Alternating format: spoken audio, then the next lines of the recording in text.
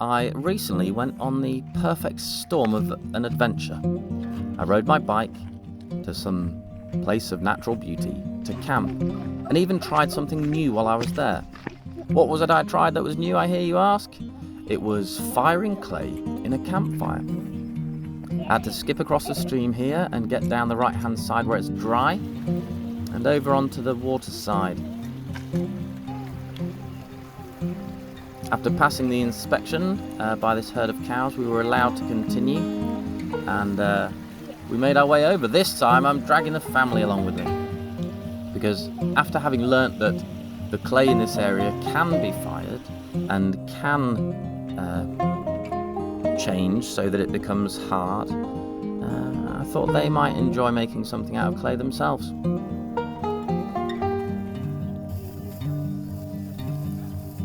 No camping this time though, but plenty of adventure and exploring, and this area is always full of nature and wildlife, something which I feel very grateful that I'm in a position to expose my children to, and we try to spend as much time as we possibly can out and about in places like this. See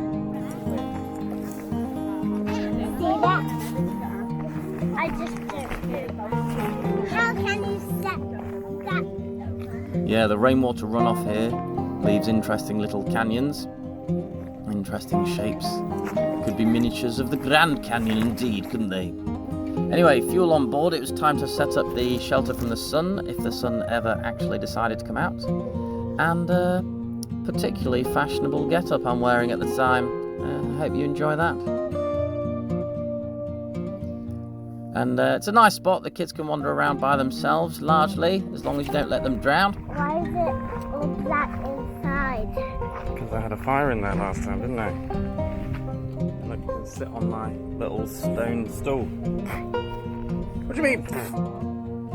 Yeah, my daughter was not impressed with my campsite that I used last time. But any of you viewers may be forgiven for thinking that that pile of stones was some forgotten remnant of a long-lost civilization that has since crumbled to dust in the annals of history. But it was actually the little stone fire circle chimney thing that I made last time.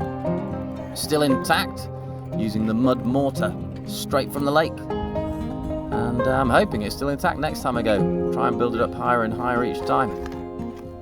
Now, I learnt a few lessons last time. This time I made a mixture of the clay from the lake edge and soot or ashes from the fire, and I also dried it out here on the edge of the fire before I shaped my cup. The clay having been dried out meant that it could be rolled into worm or sausage-like shapes, which I then used to build up the sides of my little cup. And I smoothed it out carefully with some extra water, trying to avoid any cracks in the surface. Those of you who watched the previous video will know that cracks in the surface was my downfall. I tried to leave it in there for a while before I lit the fire to help it dry out further, and we'll see if it's successful or not.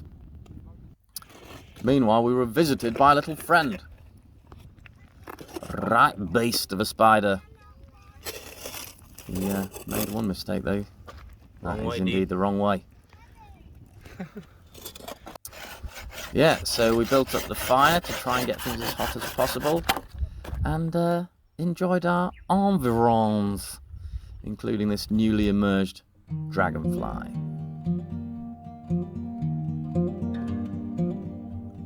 Not sure why anybody would spend their time in a mall or wandering the streets of a city when this is an option, but alas, each to their own. I think this is an absolutely perfect spot for spending a bit of free time.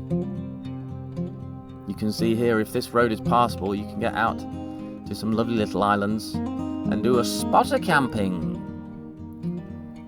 This group had managed to get out there with what looked like regular cars, not even off-road specific cars. So we might have to turn our attention back to that side of the water and get some camping done. If you'd like to see that video, well, perhaps you'd have to go over to my channel and hit the old subscribe button.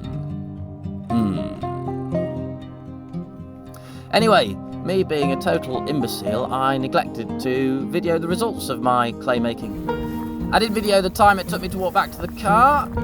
Hunter was saying it was going to take an hour. Ridiculous. Despite being accosted by cows on the way back, we made it back in less than 15 minutes, which means that he owes me a coffee, which I shall never forget about. Until next time, ta-da!